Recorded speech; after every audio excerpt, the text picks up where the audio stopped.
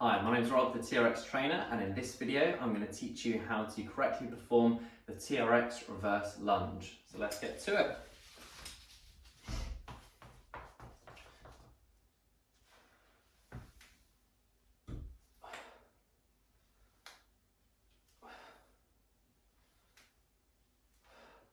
This is option 1. Option 2 is the following.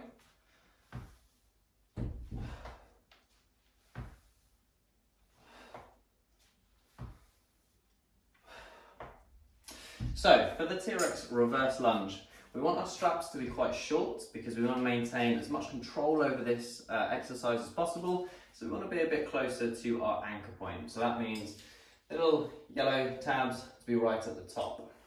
Now, with our initial setup, if you look at your handles, we're going to be taking our elbows into our side, into our rib cage. If you look directly down, your handles should really be in line with the crease of the toe, where the foot meets the toe. That's the ideal starting position for your reverse lunge.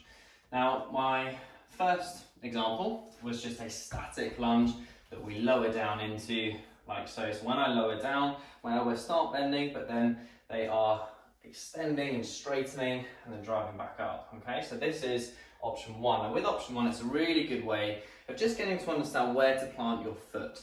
Now, option 2, I'm going to go down, step forwards. Now, the difficulty with this one is when you step back, you may not step in the exact same position. So I would advise you to start with a static lunge where you don't move your back leg before you step forwards, just so that you get consistency with the exercise.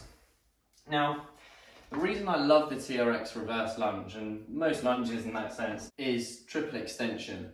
Now, when we lower down, we're doing the reverse, but as we drive up, we're extending through our ankle, our knee, and our hip. Now, this is something, if you think about it, that we do in our day-to-day lives when we walk, when we run. So when we do this movement here, we're triple extending through our hip, our knee, and our ankle. So this is the kind of movement that we want to be working on and strengthening. Now, a couple of other just tips to get the most from your lunge is to apply pressure on the upward phase through our front heel. So this is where we want to be driving the ground away and pushing our body upwards through that heel. Also making sure that our knee is in line with our mid-toe and it's not dipping in like so.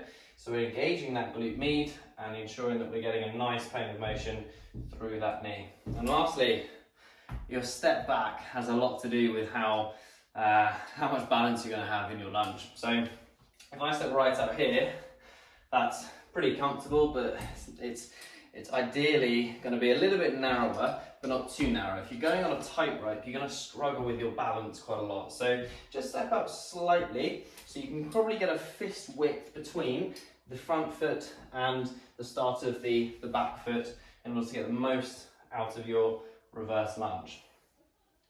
I hope that was useful, and enjoy your reverse lunging.